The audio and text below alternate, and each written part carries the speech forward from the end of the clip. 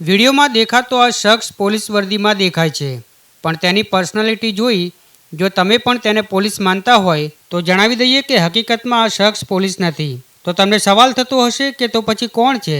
તો જણાવી દઈએ કે પોલીસની વર્દીમાં રહેલો આ શખ્સ સામાન્ય માણસ જ છે, પણ પોલીસની અસલી વર્દી પહેરી નકલી પોલીસ બની આવા ધંધા કરતો હતો.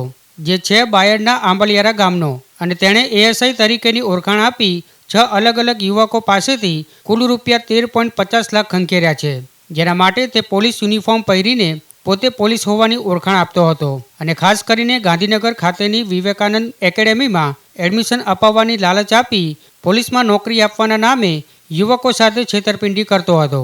એટલું જ નહીં, નકલી પોલીસ બની પોતાના પિતા પણ ગુજરાત પોલીસમાં નોકરી કરતા હોવાની ઓળખાણ આપતો અને પિતા સાથે વાત કરાવી રૂપિયા પડાવતો હતો. ત્યારે આખરે પોલીસે આ ભેજા બાદ પિતા પુત્રની ધરપકડ કરી ગુનો નોંધી તપાસ હાથ ધરી છે.